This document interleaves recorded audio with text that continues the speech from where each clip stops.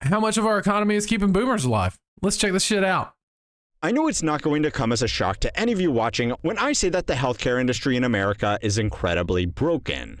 We spend almost double most other advanced economies, and yet we have measurably worse outcomes, lower life expectancy, higher Oh yeah, I'll send you a message right after this. All right, yeah, sorry, I forgot last week. It was busy day. infant mortality, more easily preventable deaths, far lower early intervention methods, not to mention the general stress that goes along with the trip to the hospital, which means a lot of people just don't go until it's too late. Now again, I know none of this is shocking to you, but these frictions, failures, and financial incentives have all become so ingrained into a system that has in turn become so ingrained into our country that it raises a rather concerning question.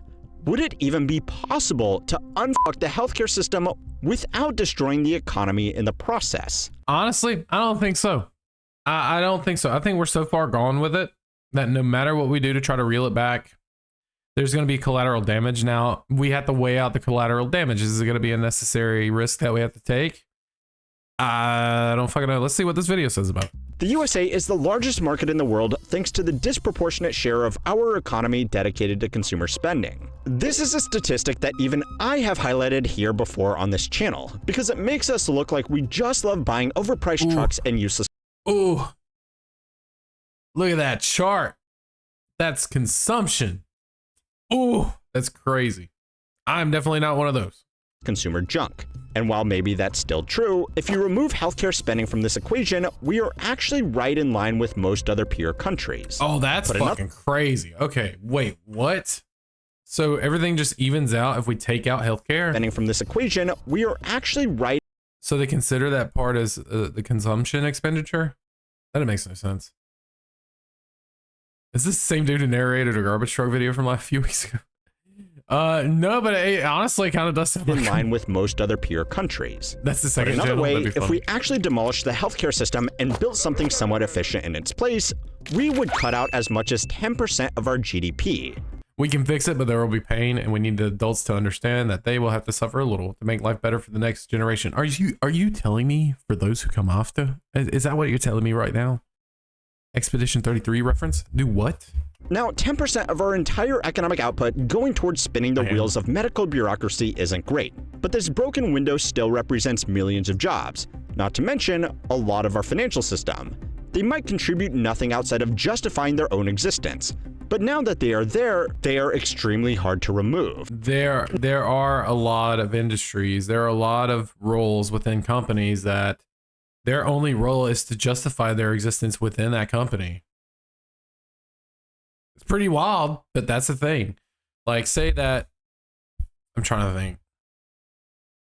Say that you have someone on that is an analyst that is trying to dictate and modify behavior of a corporation. A lot of their resources that they need to allocate is going to be in justifying their existence. Saying, oh, look, here are my numbers. I'm telling you right now that you're saving more money by having me here as opposed to not having me. So they will justify their own existence, and that happens all over the fucking place. Now, I know what you might be thinking. Just because something is hard doesn't mean we shouldn't do it. And even for the people who don't— Ooh, it sounds like Bill is winning this one already. Just because something is hard doesn't mean that we should be doing it. believe in socialized medicine, the bureaucratic bloat in healthcare is still a problem. But it's also important to realize that no policymaker wants to preside over millions of lost jobs, even if it would fix one of the biggest ongoing burdens on the nation. Oh yeah, and one last thing. Before all of you non-Americans start feeling too smug about the rock and a hard place we have wedged ourselves into, it's probably worth exploring how we have exported this issue across the world to the point where there is a pretty good chance we are making your health outcomes worse as well. I think what's happening today is actually quite important, which is a reflection of the sprawling bureaucracy that's actually making America sick. Families have to check their bank account before seeing a doctor. The result is that manageable conditions go untreated until they become emergent. Yeah, what's crazy is in America, and I'm sure that a lot of people that's watching this could agree, is that in America, the financial disparity between going in somewhere to get evaluated, say that you have a common cold, or not even a common cold, but you have something that requires antibiotics, you know, like strep throat, versus going and staying at work, is so. Now there might, okay, let's start over. There might be some insurances that cover it and like you only have a small copay, but for a lot of people, the reality is it's more expensive. Like you are operating at a full financial loss to leave work to go into these places. Say that you make $100 a day. That's a low number. I'm just saying, like, say that you make $100 a day and you go into the a medical office to get an exam and all that stuff, and that costs you upwards of $200. Like, you are at such a fucking loss, complete loss. So a lot of these issues get swept under a rug until it's like they're saying, until it's too fucking late. Emergencies, which is worse, of course, for the patient. Younger Americans die earlier than young people in other developed countries. That statistics drags down the overall American life expectancy. American men ranked last among the 17 countries in that study. Women, by the way, were second to last. Now, before we get That's into sexist. it, I think a bit of context is in order. And Fireball is cheaper than a doctor's visit. Yeah, you're not losing nearly as much revenue that way, but just taking that one day off of work really kind of fucks you pretty hard. About 5 years ago, I was personally And let's just say this also. A lot of a lot of places that you work don't offer good benefits as far as, well, insurance benefits. Yeah, they're pretty lackluster in a lot of cases. And not only that, but like sick days. We'll use this as an example. I worked in childcare before. And brother, you work in childcare. There should be a good benefits package for working with children, because holy fuck, you will get sick a lot. I remember the first 2 months that I worked with children, sick like 90% of the fucking time until your immune system starts to catch up. But it's inevitable. You're going to be sick. Why the fuck do we not have actual sick days? Why is everything just pure PTO? It's bullshit. It's beyond me. very much a part of the problem in this industry. I worked as an investment banker specializing in businesses operating specifically in healthcare. The scale of the regulations and business activity that takes place in the system between you and your medical care was big enough that several firms could specialize in just serving these companies. The fact that several investment banks can be kept afloat just off the fees they charge as a middleman on transactions between other middlemen in the medical industry should give you a sense of just how much bloat has been piled onto the end goal of treating illness. And every single one of these structures or every single one of these bloat points have to justify the means of their existence. That's literally what most of their job is. Like, we need to show you that we're important to have. In fact, the broken incentives, lobbying, anti-competitive business practices, and simple entrenched interest was part of the reason why I started this channel to begin with.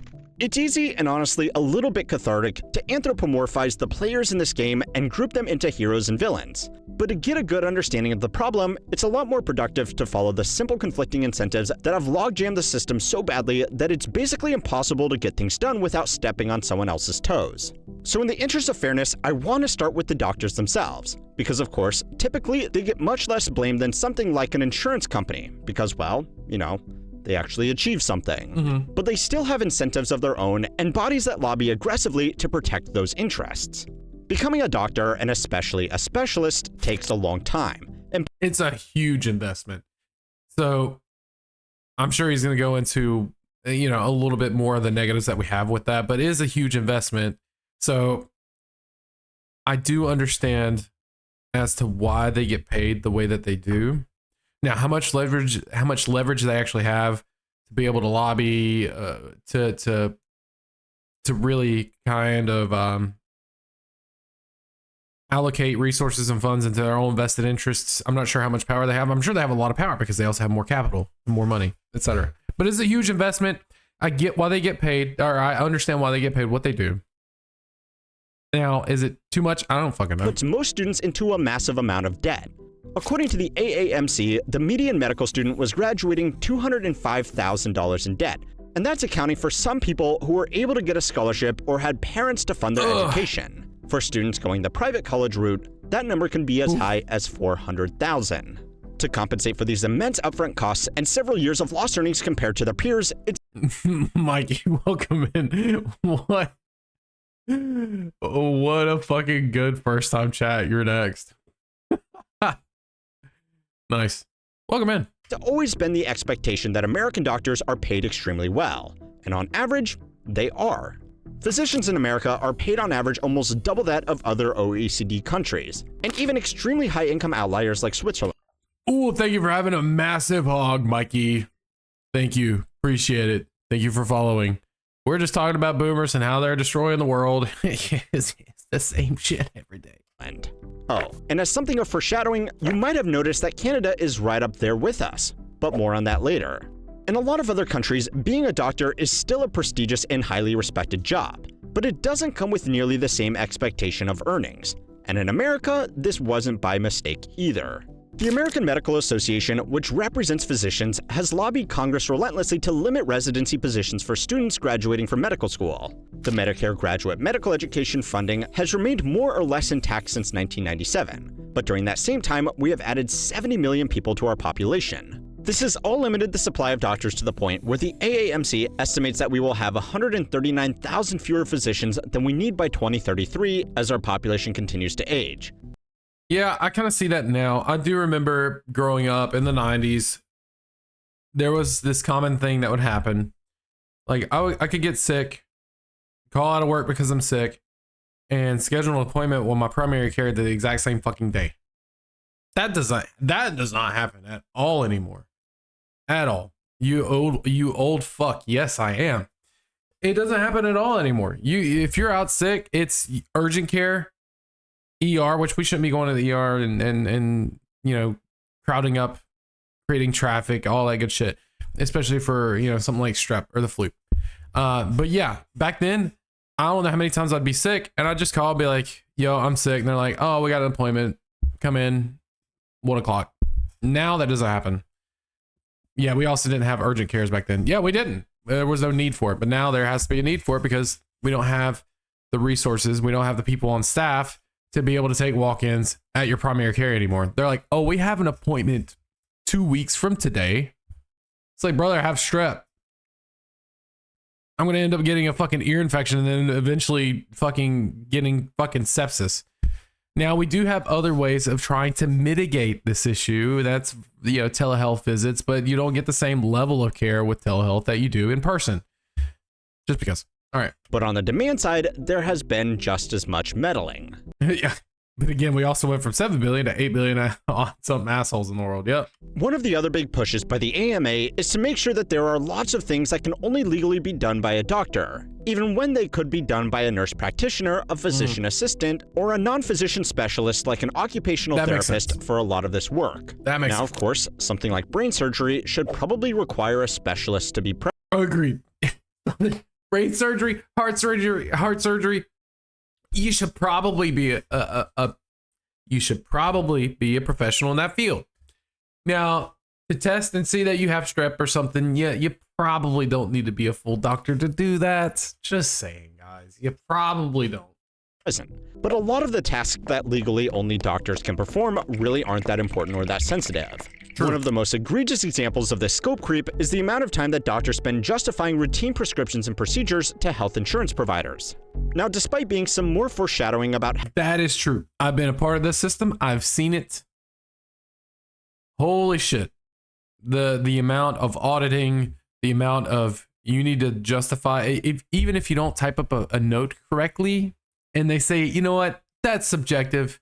We need to ask you some questions. What the fuck are we doing, guys? How bureaucracy creates bureaucracy. Even if this was all totally necessary, most of this work is simple data entry, which could easily be done by a trained receptionist. But because only doctors are deemed worthy of these specific tasks, they have to spend their valuable time filling out online forms, a cost which is ultimately passed along to their patients. America has by far the highest medical administration cost per capita anywhere in the world. We spend more than triple the runner-up, which is Germany, and bureaucratic administration is basically their cultural identity. Oh my God, wait, holy shit. Japan, $82. I love fucking Japan. Why? Yes, their economy is tanked. quite a bit, but there's so many valuable things that we could take from Japan. I fucking love Japan, dude. That's just me. Maybe I just romanticize the culture a little bit, but you know what? Average is 194. Yet United States, $1,055. Do we need that much administrative costs? Probably not. A little, yeah, a little. Which is Germany, and bureaucratic administration is basically their cultural identity. Mandated inefficiency is just one of the causes. A simple combination of bottlenecking the number of doctors entering the field and then wasting their time once they are there means that their hours become extremely valuable. Medical schools have realized this, which means that they can charge more. And even the doctors themselves, who largely do just want to help people, aren't going to turn down a far higher than average income. Because they— My question is, why don't we have doctors doing doctoral things? Here's the thing. Why do we not have doctors doing more doctoral things instead of these administrative tasks? Why are we paying them 6 figures a year, almost 7 figures a year, if not 7 figures a year, to do a lot of these note completions, all this other shit? Why are we paying them that much whenever they could be doing the tasks that a doctor should be doing? They're doing all this admin bullshit on the side. Needed to pay off their far higher than average debt. The same goes for things like indemnity insurance, licensing, and training. All of these things can be expensive because doctors are paid well. But doctors need to be paid well because everything they do to maintain their professional standings is expensive. But alright, so far all of this is still only counting the groups that do still largely want to help people. And of course, these little inefficiencies have snowballed into something much larger. Yes. There are fewer than 1 million direct patient care physicians in America, but over 20 million people employed by the healthcare industry in total, with— That's nuts. I didn't know it was that. an alarming share doing very little in the way of actually caring for anybody's health. So it's time to learn how money works to find out how it got this bad and why it's become almost impossible to undo. If you've ever looked at a system like healthcare and wondered why it never seems to change, then this free report from HubSpot called Industries Ripe for Disruption is exactly what you should read next. It breaks down the industries that are most overdue for major change and explains what's holding them back. This report covers everything from healthcare and education to real estate and insurance. Basically the sectors where outdated business models and regulation have created massive inefficiencies. If you've ever looked at an industry and— Bro, yeah, like for example, the autism industry, doing behavioral analysts or, you know, applied behavior analysis shit. I do feel like there are so many inefficiencies. There's so many ways to revamp it. It's crazy how bureaucratic it is. Everything needs to be okay to prove all this. I understand that we need to have scientific driven, and proven interventions, all that stuff. That's important. It's just all the bullshit underneath. Like, for example, systems that we use. Why the fuck are we using systems that are so antiquated whenever we can implement systems that not only work with the children a lot more, but also work with the therapist applying the interventions? There is so much fucking red tape. There's so much bullshit. So much. How has nobody fixed this yet? This report digs into exactly that. My favorite section is the breakdown of what makes an industry disruptable in the first place. Things like high customer frustration, fragmented incumbents, and regulatory moats that are starting to crack. It's the kind of framework that actually changes how you evaluate opportunities. Whether you're looking to build something in one of these spaces or just want to understand where the biggest shifts are coming, this is worth bookmarking. This resource was made by HubSpot, who's sponsoring this video. Download it for free at the link in my description and see what sectors are next. Okay, so another group that is often overlooked in this whole equation are the hospitals themselves. Like a lot of things in the economy, hospitals and practices have become another entrenched strain on the system simply because of how consolidated they have become. Medical groups have become— Yeah, they seem to operate now. They seem to operate now like these big, massive, monopolized types of corporations, where it seems like maybe it's like private investment. I don't fucking know, because like in my area we have like a chain. It's like a fucking chain of hospitals, and I don't know. I don't know shit about it. I'm a fucking idiot, so it is what it is. But it just, what kind of corporate interests are there within these hospitals and how they run? Because it definitely seems corporatized. It seems like a big chain of these systems basically. So dominant in certain areas that patients effectively have no other options if they want a certain procedure outside of traveling several hours. Seriously. At the same time, the number of doctors that run their own private practice has been consistently shrinking, as the industry pressure has pushed doctors into these collective health systems. Oh, and well, you know I had to bring it up eventually. But the Government Accountability Office has also pointed out the role of private equity in strategically buying up regional... I fucking called it. That's the reason why it feels like that. It's private fucking equity. Dude, yes. And this just popped up out of fucking nowhere also, it seems like. Well, maybe not nowhere. Maybe within the past, like, 20 years. Medical practices to create local monopolies on care. Now, anti-competitive practices are nothing new in any industry anymore. The FTC has been infamously flaccid with their enforcement for the last 45 years. But the medical industry in particular gets away with a lot more than it should for two specific reasons. The first is that healthcare gets away with a... Okay, wait. I said last 20 years? Guys, I'm just saying. I'm just fucking saying. We turn a blind eye to it. Past 20 years? Look at what, yeah. Bro fucking called it. Just look at the graph. Holy shit. Now, where did they get this? The hospital market concentration. Okay, it's an index. So, I mean, I trust this information. This dude had some good information. A lot more than it should for two specific reasons. The first is that healthcare is complicated. The average regulator hasn't been to medical school to argue against industry groups claiming that a merger is necessary for patient outcomes. The second is that the actual costs that come out of these mergers are extraordinarily opaque. Of course, public enemy number one in this whole game are the private insurance companies. And don't worry, we will get to them soon enough. But a lot of these combined groups have become so large that not even insurance providers can push back against their market power. If a hospital system has a monopoly over a critical medical service in an area, people will change their insurance if their current insurance provider doesn't cover that network. Large insurers do have more negotiating power than individual payers, but if a hospital is the only game in town, there really isn't much they can do. This consolidation has also pushed insurers into all-or-nothing contracts, where large health systems will require insurers to include all their facilities in their coverage, including the expensive ones, or else they won't provide access to any of them. Now, obviously, health insurers aren't the victim here, but in certain areas, this does prevent them from making a narrower network of providers just offering basic services for a potentially more cost-effective plan.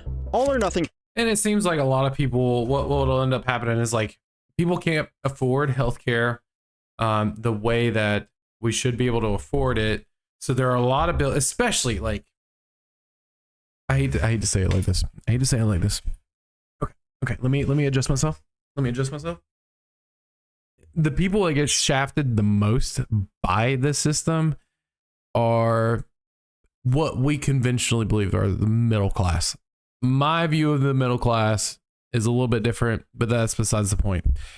The conventional middle class gets shafted the most because there's not a whole lot of incentives or programs, and they don't meet the requirements to have more incentives or more programs or more help. They don't have the help available. It's not besides the point. Please elaborate. My view on the middle class is middle class are like 7 to like 7-figure income to 8. That to me is the true middle class, is the 7-figure. A lot of what we consider the middle class, I think, is like lower. I think it's like lower middle. I don't think it's true middle, because you got to think of the wealth disparity from middle to upper class is crazy. The gap's fucking crazy. So to say that, saying that somebody that's a decamillionaire is upper class, I don't think that's the case. Upper class is crazy. The wealth disparity, everything else, that's where my view is that what we think is the middle class, I think is a term that we slap on it. It's not truly the middle class. The middle class is people that are close to upper. So you just dropped 85% of this down in the writing the poverty line? Yeah, absolutely. Absolutely. Why? Because, well, a lot of it can also be our own doing as far as like living above our means and whatnot. I do think a lot of us are living paycheck to paycheck, but I don't think that we're true middle. That's my own view, though. And the thing is, I think there's a healthy line for people to be able to disagree with that. I'm not saying my point is gospel. That's just how I view it. And the reason being, another reason being, is like I have worked in these neighborhoods. I've worked in these neighborhoods to where I'm like, man, these are $1 million homes. And then I've seen the multi-million-dollar homes. Yeah, I think nowadays people like to use upper middle class, working middle class, and lower middle class. And that might be a better way to frame everything. But yeah, I've been to these neighborhoods and I've seen what middle class looks like, and I've seen what the upper class looks like, and maybe they could just be called the elite class. I don't fucking know. But yeah, I've seen it. Anyhow, we'll use that. We'll use working middle class, like you were stating, Gage. So we'll use working middle class, get shafted the most by this, because we don't have the incentives or the programs or the benefits that assist the working middle class to be able to afford a lot of this. So people that are full poverty, the lower, they're not going to get Medicaid. They're not going to get Medicare. I remember Star and I, we went through some hardships about a year ago, and I lost my job due to a medical issue. And going up to social services and trying to apply for any type of benefits. And, it fucking makes me laugh because it was so stupid. It was so ridiculous. And she was working part-time at the time. No fucking way we could afford shit. And they're like, yeah, you don't apply, you don't meet the standard for benefits. You don't meet the standard for food stamps. But here you do have Medicaid benefits, and the only benefit was Planned Parenthood. They were like, here, we sorry that you're so fucked right now. Here, just make sure you don't have children. What the fuck, man? After working and killing myself within the system, what the fuck? So we are the ones that do get, the working middle class are the ones that do. We'll use that, working middle class, even though my views are different. We are the ones that do get shafted all the time. We don't, so I think it's the middle class that are unable to pay their bills a lot of times because Medicaid pays for people that are just strict poverty. And so it creates this incentive for insurance companies to start raising shit, and then all of a sudden the hospitals and it's all this fucking game of catch up, and it continues to widen this gap to where we're getting more and more shafted here in the middle because we're the ones that have to pay bills, unfortunately. Contracts also incentivize hospitals to provide services that may not have been demanded, even by the massively distorted market, since they are being strong-armed into covering it anyway. Even for services provided to patients on Medicare, there are logical incentives that push up prices. One of the key groups that decide how much a medical service should cost Medicare is the Specialty Society Relative Value Scale Update Committee. A bit of a mouthful, so it's normally called. This is another one of those things to where this committee is going to always have to justify the means of their own existence. RUC. This is a group of 31 physicians who volunteer to provide guidance on how to value a physician's work for computing healthcare prices. Now, naturally, a group of physicians would like to say that physicians are worth quite a lot. But this group is also overwhelmingly made up of specialists, creating a bias that overvalues specialist procedures over simple primary care. Now, the reason why this is important is because the prices this group lays out are almost always adopted by Medicare, and the prices adopted by Medicare act as a price floor. Guys, we've done an investigation. We've done a self-investigation here.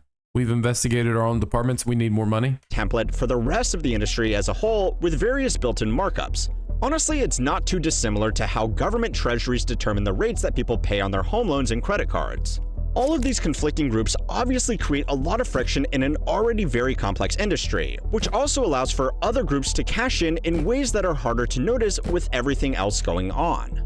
Pharmaceutical companies make roughly 40% of their global revenue here in America, even though we have 4% of the world's population. That's disgusting. It's no secret that we massively overpay for medicine, but within this whole mess, oh my God, yeah, the markup for Ozempic and semaglutide and shit like that in the US compared to like Germany and all those other dude, it was sickening.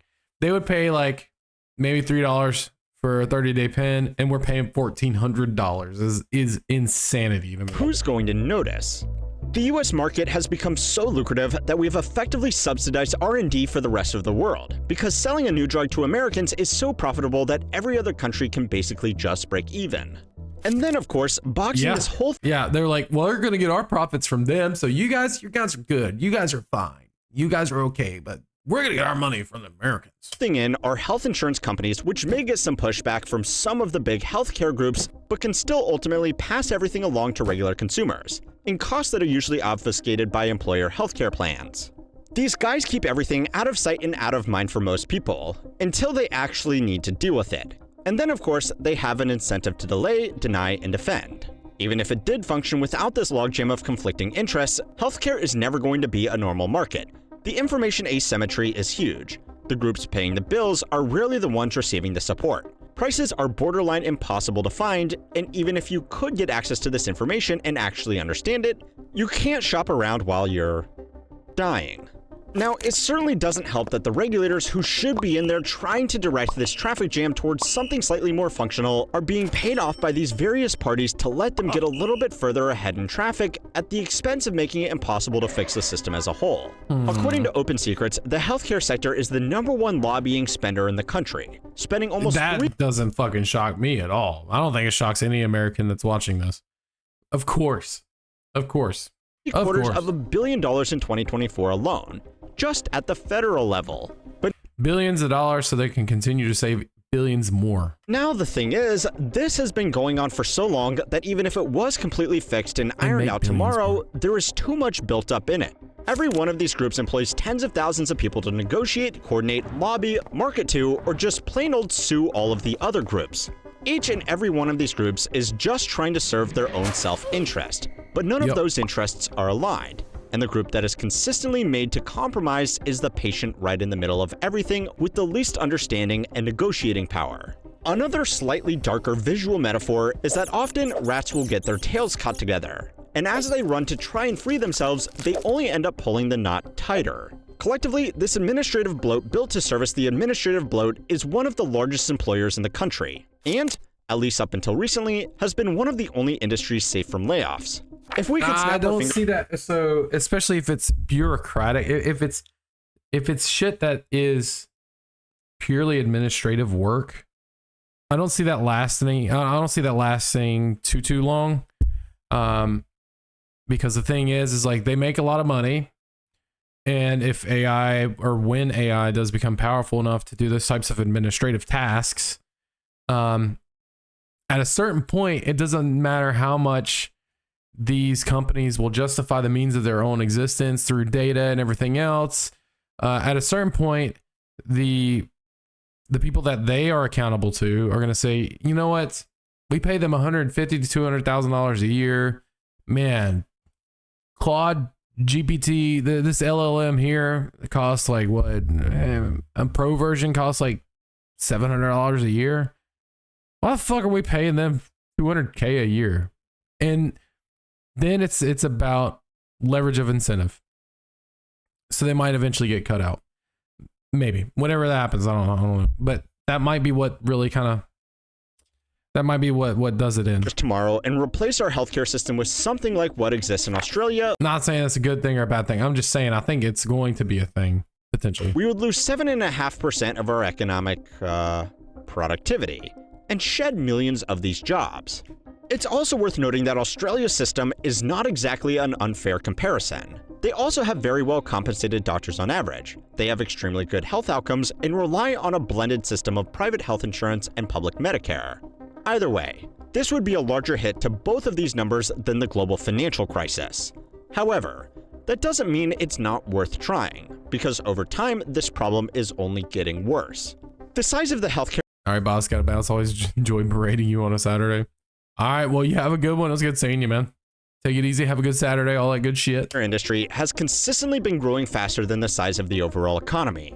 By 2033, the Centers for Medicare and Medicaid Services predicts that more than 1/5 of our entire economy will be dedicated to healthcare and the apparatus that is built up around it. 1/5. Just like healthcare has slowly grown on the economy, it can also slowly be disassembled over time as well. Simple things like antitrust enforcement, proper lobbying regulation, and more transparency will at the very least deal with the elements that are intentionally trying to pile more logs into the logjam.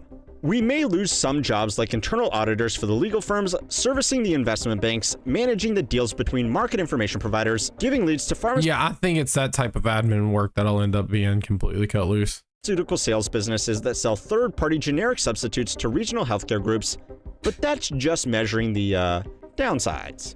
One of the biggest hurdles to skilled professionals starting businesses of their own is losing the healthcare security that comes along with being a skilled professional. Removing one of the biggest obstacles to genuine business development in the long term would be far healthier for the economy than piling another layer of administration on top of our healthcare system. Finally, it might also solve what some consider to be one of the most existential problems in the world. We aren't having enough babies. But when a visit to the hospital can be bankrupting, maybe this shouldn't be too shocking. Yeah, I can't believe how much this has snowballed in recent years, because I remember seeing like South Korea's numbers and Japan's numbers, and it was just like, man, that was alarming. And then all of a sudden we're also kind of facing the same thing. We're not wanting to have kids. And it makes sense as well because of the expenses that are tied to it. I mean, it's legit. You go in there and you can almost expect to be within the realms of like generational debt. Especially to the same group of people who want to replace us all with AI anyway. But go and watch this video next to find out why they still really want you to have a child anyway, because it gets really weird. There was a lot more to talk about in this video, which I will be writing a newsletter on in my totally free newsletter Compounded Daily. So make sure to sign up for that if you want to learn about it more. And don't forget to like and subscribe to keep on learning how money works. Man, how money works. I'm telling you, absolutely. This channel, every time I eat banger after banger, go give them a like, subscribe, all that good shit.